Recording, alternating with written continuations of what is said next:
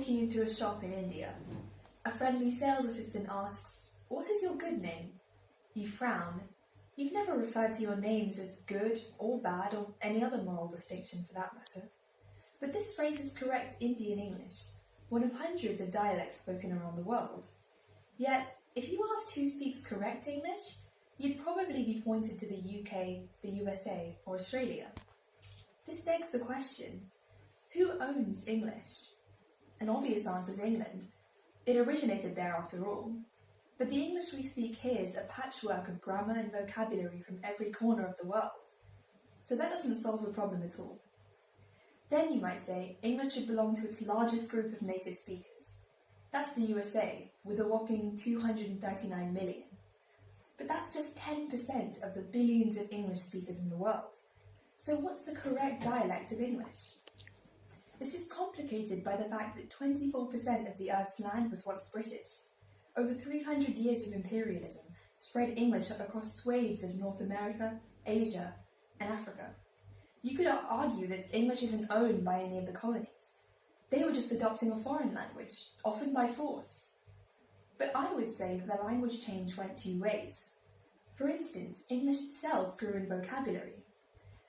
It gained numerous Indian words, my favourite being the cummerbund, from Hindustani, kamar, waist, and bund, to tie. It also diversified in grammar, as each colony's dialect had its own grammatical norms. For instance, the British "what time is it" would be "now what time" in Singaporean English or Singlish. Though this word order is borrowed from Mandarin, this is perfectly grammatical Singlish. But national varieties didn't just tweak vocabulary or grammar. Singlish is virtually unintelligible to a British person, meaning that imperialism changed our language past the point of comprehension.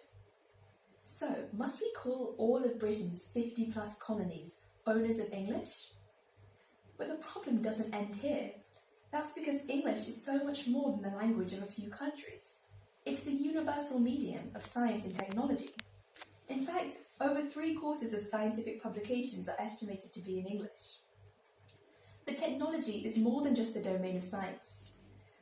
With 56% of internet content in English, this affects all of us.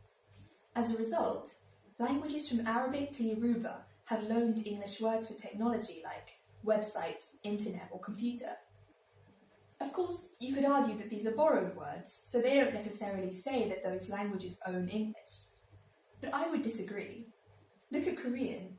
Their borrowed internet or computer are obvious enough. But would you know that 핸드폰 means mobile, as in hand and phone? Or that concentre means plug, as in concentric plug? Dozens of languages have adapted English loanwords into unintelligible hybrid Englishes. Must we call each of these countries owners of English too?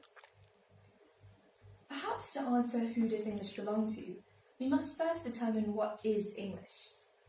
Many define a language as a system of communication between a particular community.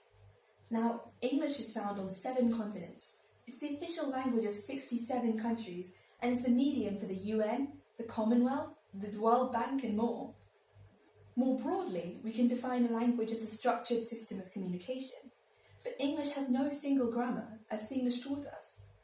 Even more broadly, we can separate 2 languages if they cannot be understood without specific learning. Yet there is no single spoken English that all speakers could understand.